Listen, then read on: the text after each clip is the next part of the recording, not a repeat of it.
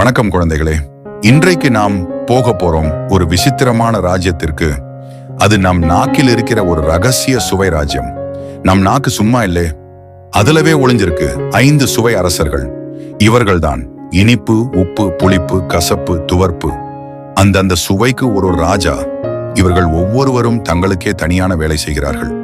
ஒரு நாள் சாப்பாட்டுக்காக காத்திருந்த சாப்பாட்டு ராணி, குயின் ஆஃப் ஆப்பிடைட், அவளுக்கான சிறந்த உணவை கொடுப்பது யார் என்று தீர்மானிக்க அந்த 5 சுவை அரசர்கள் போட்டிக்கு புறப்பட்டார்கள்.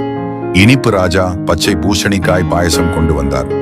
அவர் உணவில் இனிமையும் இன்சுவையும் பளிச்சென பிரகாசித்தது.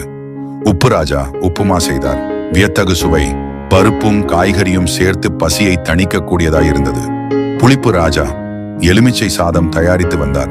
சிறிய சுட்டி பிள்ளைகளுக்கே பிடிக்கக்கூடிய சாடியான சுவை. கசப்பு ராஜா பாகற்காய் பொரியல் கொண்டு வந்தார். தெரியாத சுவைதான், ஆனா உடலுக்கு நல்லது என்பதை நினைவுபடுத்துகிறார். இறுதியாக வந்தார் துவர்ப்பு ராஜா. அவர் சாம்பார், பருப்பு, மிளகாய், பச்சை மிளகாய், காய்கறிகள் சேர்த்த மசாலா வாசனையும் துவர்ப்பும் நிறைந்த உணவு. அனைவரும் தங்களின் சிறந்த உணவை சமர்ப்பித்தார்கள். ராணி மகிழ்ந்தாள். ஆனா யாருக்குமே வெற்றி இல்லை.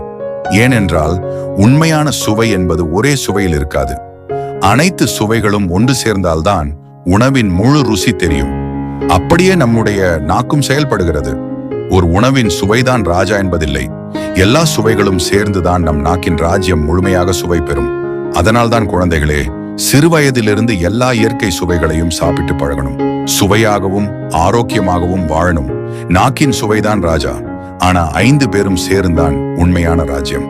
இந்த மாற்றம் குழந்தைகளுக்கே புரியும் வகையில் துவர்ப்பு என்பது ஒரு புதிய கதாபாத்திரமாகவும் சுவை நுட்பத்தையும் காட்டும் வகையிலும் உருவாக்கப்பட்டுள்ளது.